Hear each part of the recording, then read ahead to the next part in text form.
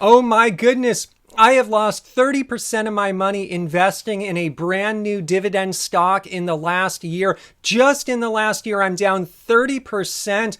I want to share my story in the video today. Before I get started, however, I need a snack. I'm hungry. I've got some of these mini cheese balls here, so don't mind me. I've got to grab a snack. I've got to enjoy one of these here. These are good. Good way to drown my sorrows. In fact, I got something better here. I got the Bats and Jacks. Maybe I'll just eat this whole tub of pretzels to drown my sorrows. If you haven't guessed by now, the stock where I've lost 30% of my money is Utz Brands Inc. I want to go through that analysis in the video today to share with all of you what's going on, what I think about that. I also want to share some general investing insights when I sell a stock, when I don't sell a stock. I want to share some stocks I've been purchasing this week. I bought some more Johnson & Johnson and Clorox, and I want to go through some general investing guidelines and strategies and thoughts that all tie back to this case study of Utz Brands Inc. So get ready, everyone, for a really exciting dividend investing video.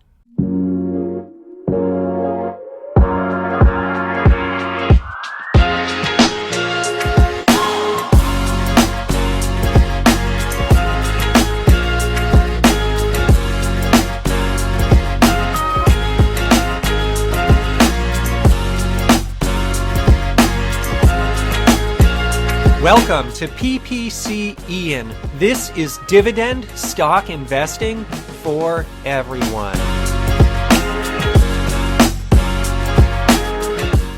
All right, everyone, so let's get right into it. As you can see on the screen right now, I have a side-by-side comparison of Utz Brands Inc. and also PepsiCo. These are both companies that participate in the salty snack foods category, so I thought it would be great to look at them side by side. As you can see, Utz Brands Inc. was going up, and then it started tanking all the way from the 30s down to $16.17. And Pepsi, it's been up and to the right, but I'm looking at different time frames there on the charts, and certainly over the course of its history, such as around, say, 2004 or 5, it looks like Pepsi had a similar situation as to Utz, where it tanked a little bit there. And so I'm looking at different time periods on the charts at the bottom of the screen, but I want to just refresh everyone's memory. Utz Brands Inc. is a stock that I started buying in the last year to add some growth to my portfolio. It's a small $2 billion company, whereas they've been around for 100 years. They are now expanding.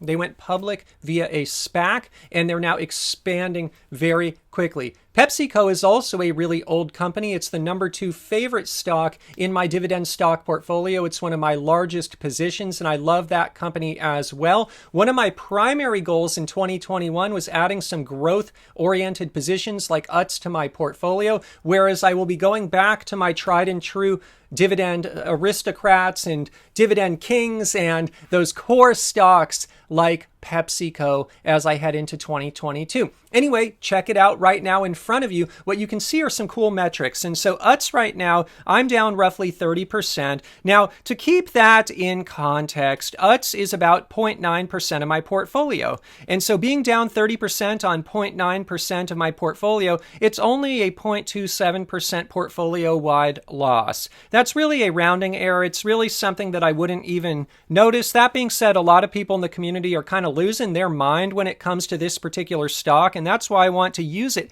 as a perfect example today, because I think a lot of people in the community, they're getting pretty emotional and pretty heated about Utz, especially over on my Facebook group. PepsiCo, by contrast, I have a pretty large allocation to it. It's 5.3% of my dividend stock portfolio. Now, based on the forward earnings guidance from Utz and based on the analyst consensus estimates, the forward PE on Utz is a 26.95 for this year, 23.78 for next year. Now, the comparable on PepsiCo is a 25 this year, 25.5, and for 2022, it's going to be 23.7. So you can now see that Utz is trading in a similar valuation range to PepsiCo. Now, one could say, that Utz should have a more premium valuation because it's a smaller company that's growing quicker, but others might say that PepsiCo should have a more premium valuation because it is the tried and true, the gold standard, if you will, of the salty snack foods category. I think both being in the same range kind of makes sense to me. Let's keep going. As you can see in front of you right now, the dividend on Utz is 5 cents a quarter or 20 cents a year, so it's now yielding over 1%, 1.2% because the thing tanked. The payout ratio is 33%. Whereas with PepsiCo, you get a nice 2.7% dividend yield, but a higher payout ratio at 69%. Now, Utz is a $2 billion company. PepsiCo is a $217 billion company, so they're very different. Now, I look at Utz to be a smaller allocation in my overall dividend stock portfolio. I look at it as high growth, and with high growth comes high volatility and high risk. I look at it as having an opportunity for me to have very long-term yield on cost. I'm not looking for huge cash flow on it now, but 20 or 30 years out, I sure am. Whereas with PepsiCo, it's the market leader. Premium quality. It's my number 2 favorite stock. There's nothing negative I can really say about it. It's a huge portfolio allocation for me, and I love that company. So why is Utz tanking? Why is it going down so much right now? What is going on? I have some theories around this. I think one theory is just when a company goes public, there's a lot of uncertainty over where it will end up. How will that transition from private company to public company go? Once they go public, will they execute on all of their growth priorities? How will the numbers end up? What will happen after a few years of being public? I've seen this with a lot of companies that have IPO'd. And shout out, by the way, to my friend, the IPO Nerd. I'll link to him in the pinned comment below. Check him out. My friend Jose, he is the IPO Nerd, and he has a wealth of information on IPO stocks on his channel. And you'll see with a lot of the types of stocks he covers, one of them is Dutch Bros, by the way, which I actually invested in. This is an IPO I invested in recently. They are very volatile, and Utz, whereas it went public via SPAC, it's kind of like an IPO stock where it's quite volatile. And so I think that's part of it, is it's just finding its correct valuation. It's finding its stride now that it's a public company. I think part of the reason that it's trending down as well is there's been a lot of sell-off in SPACs, and so it could just be automated trading and just people dumping SPACs. I think part of it as well is this rising inflation and high input costs, and it's really difficult for a $2 billion company to cut costs as compared to a $200+ billion company like PepsiCo. Anyway, though, as you can see on the screen right now in front of you with Utz Brands Inc., they are growing. If you look at the key messages from their recent earnings report, the compound annual growth rate on their revenue is 6.5% per year on average. So they're getting some good momentum there, but you can see their margins are getting squeezed by these high input costs via inflation. And this affects a lot of companies that dividend investors own. But when you're a $2 billion company, it's a little bit more difficult to get economies of scale than when you're a $200+ billion company. And so certainly this type of high input cost is probably going to affect something like Utz more than PepsiCo. Now, in terms of their earnings outlook, they lowered it to reflect the higher than expected inflation. They're taking pricing actions. They're well underway, but there's only going to be meaningful benefit as we kind of head out of this year and into the next year. Their M&A pipeline is strong, which I like. They've been growing really well through M&A. I'm seeing a lot of their products, such as these cheese balls, for example, they're showing up in stores like Target, they're showing up in stores like Costco, and this is on the heels of the On the Border chips acquisition. They're using that acquisition to get their traditional brands into big box, and they continue to expand their On the Border offering as well. And so I see this company executing against their strategic priorities. Let's keep going. Check it out on the screen right now. And so what I would also say is they are saying that they've promoted executive management team. They're into positions for their next phase of growth. That is good. I love the fact that a lot of leaders at this company have been with the company well before it went public. They've been there a very long time. And so the fact of the matter is Utz is down. People are freaking out. I'm getting a lot of questions, some of them coming from a good place, but some of them honestly coming from a not so good place. I'll get into that later on my Facebook group. And so I just want to cut to the chase. Am I going to sell this stock or not? Absolutely, I'm not going to sell this stock because from my understanding, nothing fundamentally has changed with this business other than input costs going up.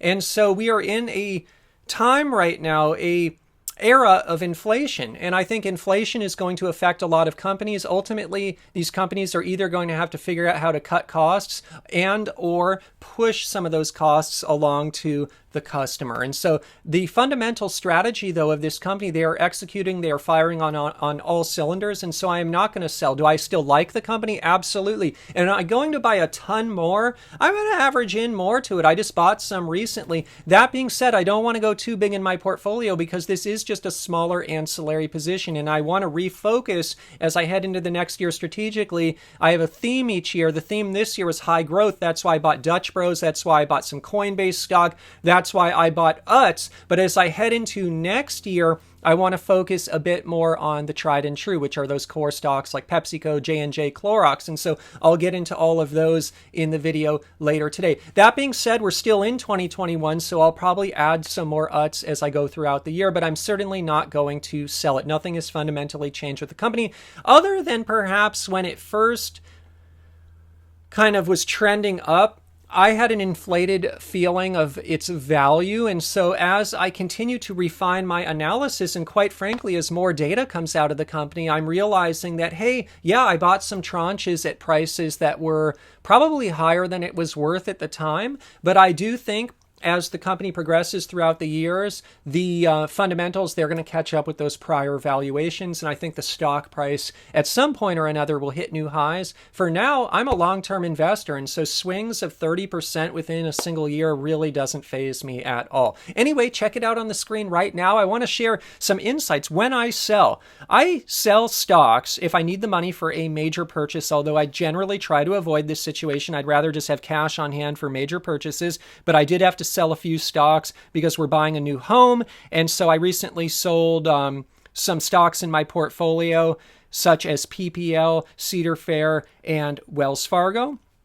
Now, business fundamentals, if they've changed beyond my level of comfort, I will sell. And so it just so happened that PPL, it's a kind of a combination of two things. The reason I sold is not only did I need the money for a major purchase, but the fundamentals did change beyond my level of comfort. What happened with PPL Corporation is they sold their UK business. And this was largely influenced by the political climate in the UK and this concept of nationalism and having an outside company owning the electrical resources in the UK. And so PPL got out of that business. And that was one of the reasons I was investing in PPL, but it was because of their high margin business in the UK.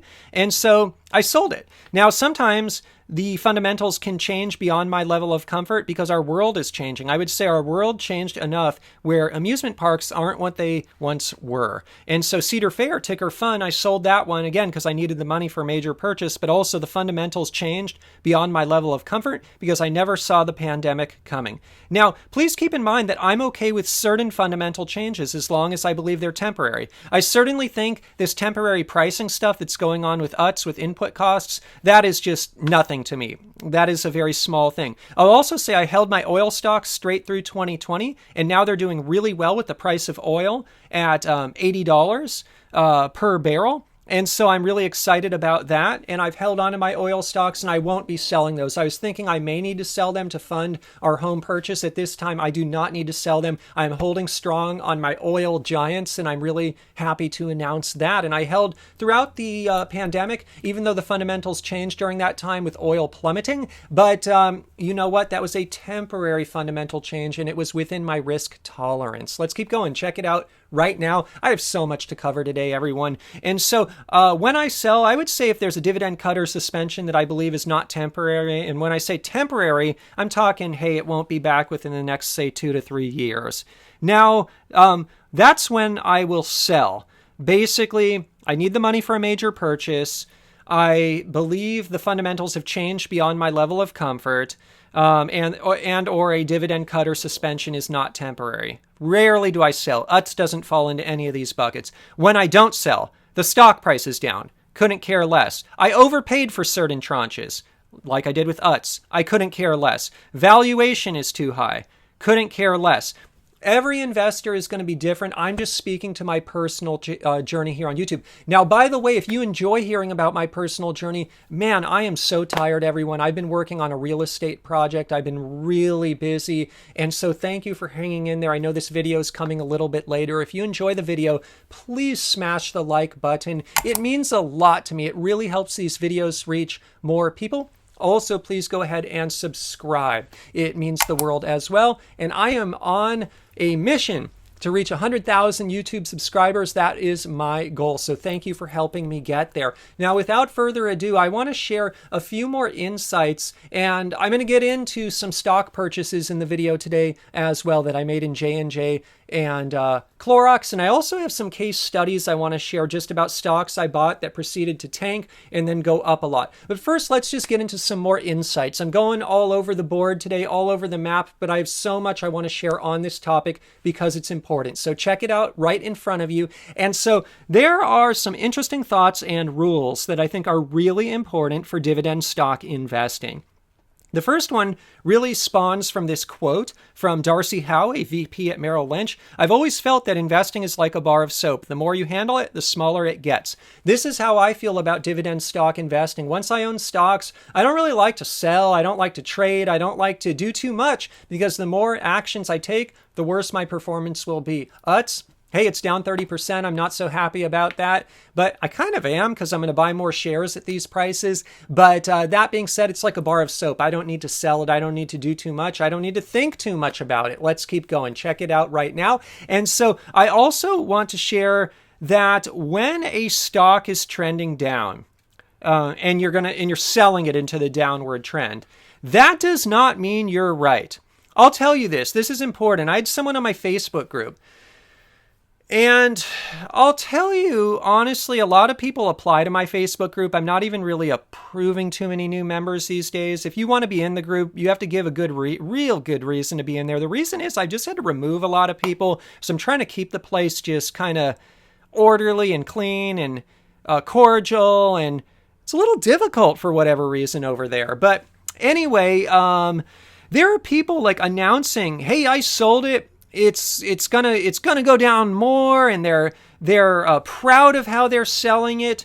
This is emotional investing. My channel here, PPC Ian, is about dividend investing for everyone. It's about long-term investing. It's about investing, not trading. And it's best, in my opinion, to keep emotions out of investing. And so if someone is selling a stock and kind of announcing it and being like, really emotional about it, I'm just saying the emotions are probably clouding your judgment. And the only time emotions, I think, make sense in investing if emotions help attach the investor to a stock so that the investor holds it for long periods of time because they're so kind of emotionally attached to it. But if emotions get in there where you're kind of freaking out and I got to sell this, I got to get out of this, that's bad kind of emotions. The other thing I would say that I noticed is there are people that are buying this thing and then selling it within a single year. 1 year is such a short period of time. I would say even 5 years is, even 10 years kind of short. You really aren't going to see the results of dividend investing or any kind of investing. I'm not talking about trading here. I'm talking about investing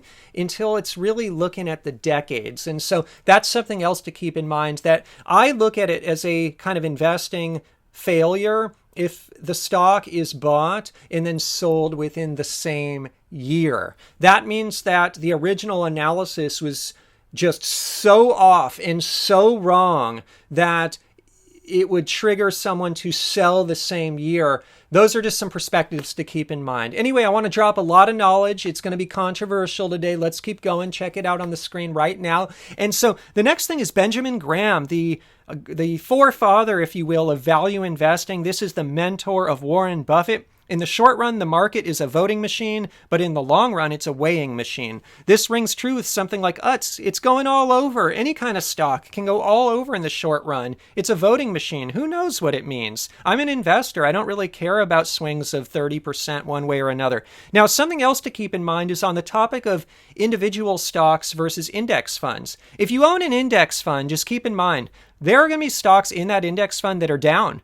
that are losing money year over year. You just don't see it on a day-to-day basis like an individual investor. I think it's difficult for individual investors, especially investors who are newer to investing, who see stocks going down. I've seen this all the time because I've been doing this forever. But if you own some stocks and one of them is going down a lot like UTZ, it can be trying and it can be emotional and it can be difficult. And these are the skills that investors will learn and improve upon over time as they gain more experience. But just another way to put that into context and kind of flip it around is, let's say you don't own any individual stocks, even if you own an index fund. It's a situation of ignorance is bliss because there's stocks in the index tanking and losing money year over year. You just don't manage it so closely, so you don't see that day to day. And so something that brings a little bit of comfort. Look, I own 50 stocks in my portfolio or thereabout these days. And at any given time, I have stocks going up, stocks going flat, stocks going down. And so it just comes with the territory. That's part of long-term investing. Let's keep going. Check it out on the screen right now. And so the next thing I want to share is stock price for dividend investors is largely irrelevant. I buy streams of growing income. Those streams of income go on sale. I'm thankful. If the streams of income go on sale, I don't get emotional or negative about it as long as the business fundamentals haven't torpedoed, and I get excited. I buy more, and if I overpaid for certain streams, it doesn't bother me because I know I'm going to underpay for other streams of income as well. That's why I diversify by different positions in my portfolio and also time diversification. I buy stocks all the time because I never know what moment in time is going to be the best value. And so I had people talking, this was on the topic of Johnson & Johnson, saying, I've seen a lot of this lately. I don't understand this. And I think perhaps it could be related to the fact that our market is just so lofty. And there's a lot of investors now in the market who are newer to the market. And a lot of these investors haven't seen the market go down before. So I think there's this kind of conception in their mind that it's only going to inch up. It's not going to go down. But let me tell you, I've lived through a lot of bear markets, and bear markets will humble even the most seasoned of investors. Look, during 2020, when things were tanking, I was buying every day. Was I a little scared at that time, though? Yeah, it's not the first kind of market correction I've been through, that's for sure. But every time, it kind of hits hard at certain points and you see stocks tanking. You just got to kind of get yourself together and go and buy as much value as you can. But there's a lot of investors who haven't been through that. And I had someone on the Facebook group the other day again saying,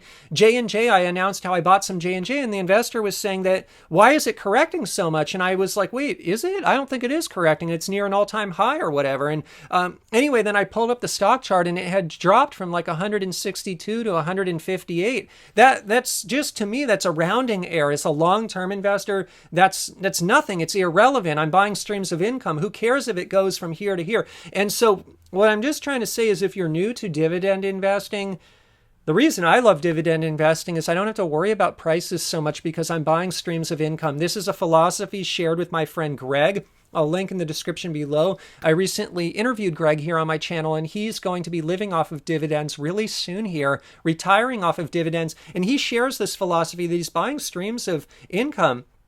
And if the price goes down, great, you can use your money to buy even more income. But J&J going from 162 to 158, it is not worth my time to even figure out why that happened. It's so microscopic in the scheme of things. And so something just to keep in mind. And if you're new to dividend investing, one thing you're probably trying to figure out, is dividend investing even for you? If you're looking at those kind of micro level trades and kind of pricing discrepancies, I don't know if dividend investing or even stock market investing is the right thing for that type of person. And maybe index fund investing would suit the needs of someone with more, it seems like with that kind of risk tolerance, it may be better to be in index funds, for example, for that particular type of investor. But just some thoughts I'm sharing with the community. I want to keep going now. I'm going to get into some controversial stuff, and then I'm going to uplift the discussion and get into some more stock analysis. So check it out on the screen right now. I think this is really important because I've seen a lot of it lately, and I think a lot of it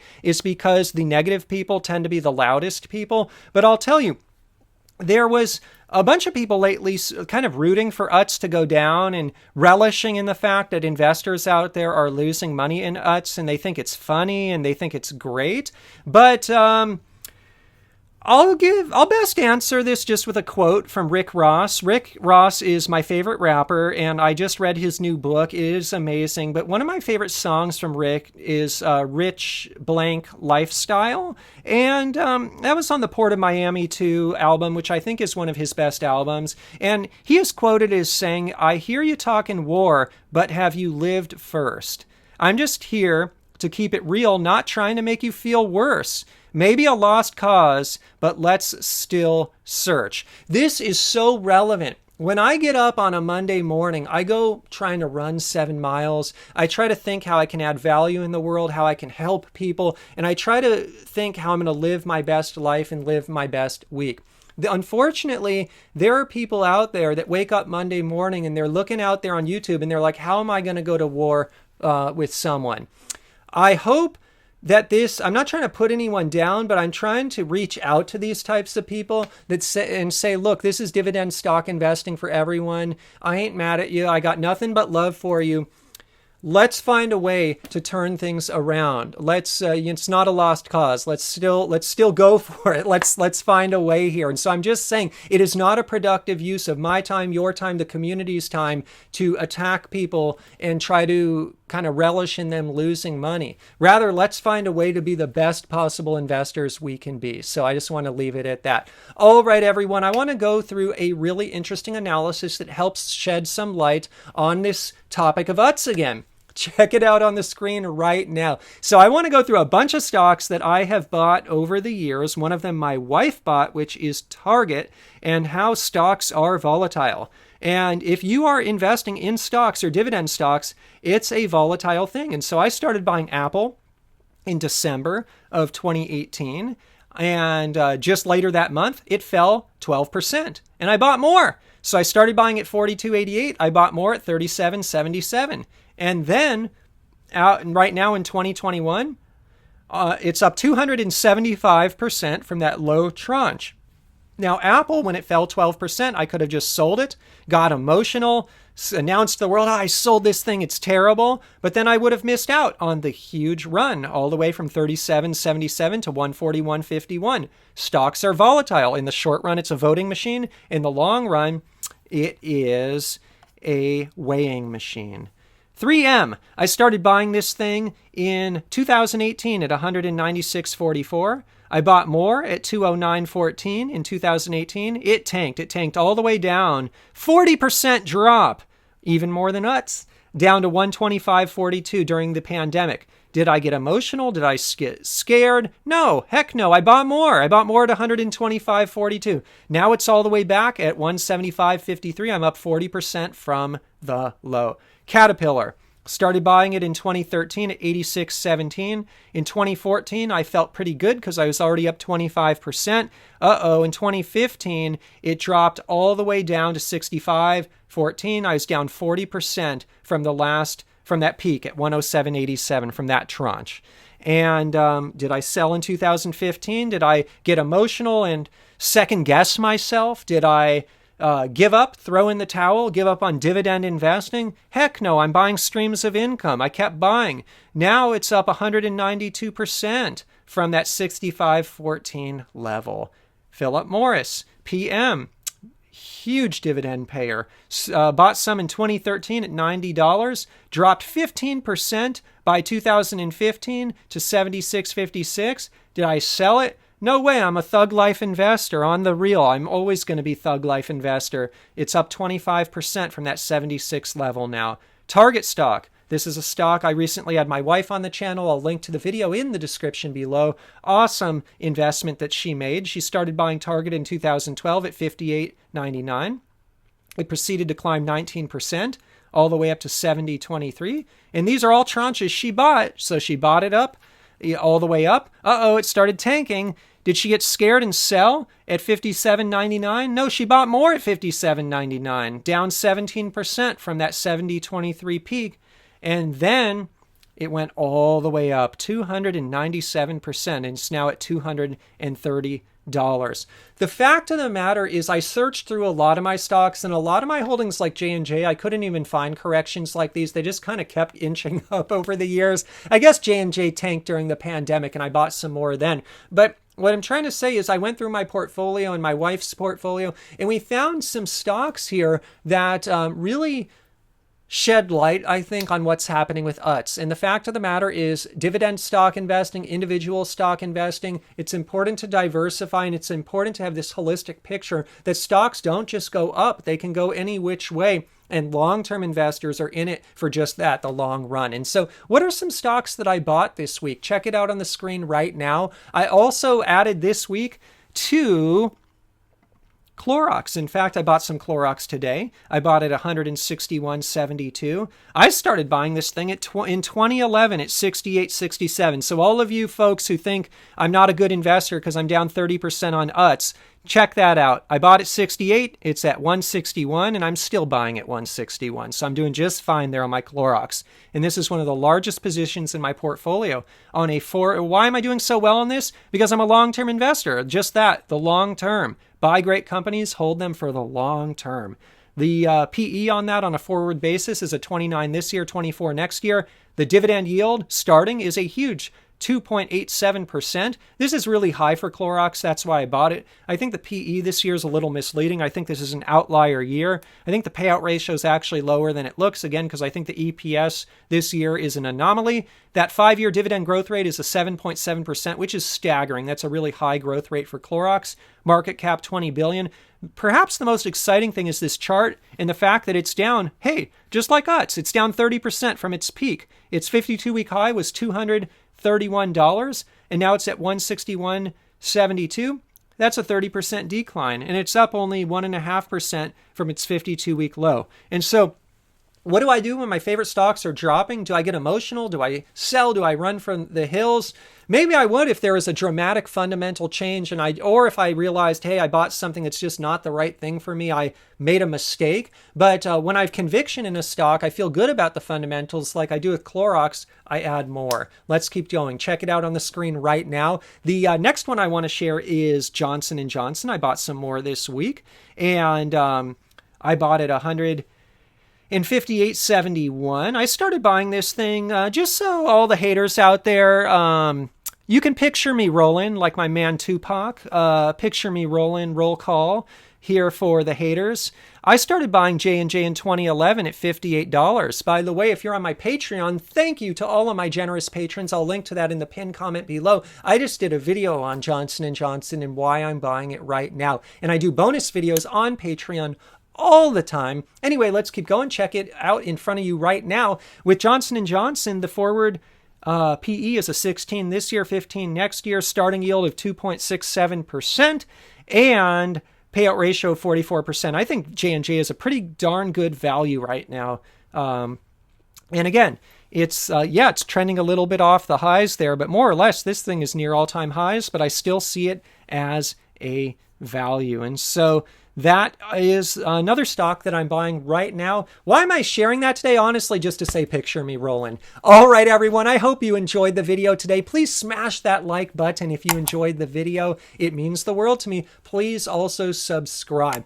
Hey, I also want to give a shout out to my friend Brandon Beavis on the Investing Academy. Brandon Beavis, I'll link to him in the pinned comment below. I had the honor of being a guest presenter in his private academy recently. It was a lot of fun. Hopefully I'm going to be back doing even more speaking from time to time on his academy. It is a great, amazing space. And for all you Canadian investors out there, Brandon Beavis, he is the best Canadian investor in the world. His YouTube channel is one of my favorites as well. And so I'll include, by the way, in the pinned comment, all of these shout outs so you can check them out. Before I leave today, in terms of a full disclosure, I own the stocks mentioned today. I am long Utz Brands Inc., ticker UTZ. I am long Johnson & Johnson, ticker J&J, Clorox, CLX, Dutch Bros, ticker BROS, Coinbase, ticker COIN. I am long Apple, ticker AAPL, 3M, MMM, Caterpillar, CAT, Philip Morris, PM, and a Target TGT. My wife is long that stock, and so those are the ones we own. Picture me rolling roll call. In terms of a friendly disclaimer, today's video is not investment advice. I'm not a licensed investment advisor. Today's video is just for your fun and entertainment. If you're going to go out and invest in the stock market or anywhere else, please consult your licensed financial advisor first. It's possible to lose a ton of money in the stock market. It's very volatile, as we've seen with UTZ, and I think I'm going to go enjoy this big tub of these UTZ holiday treats right now and go edit this video. I love you all. I'll see you in the comments section below, and I wish you all an amazing day.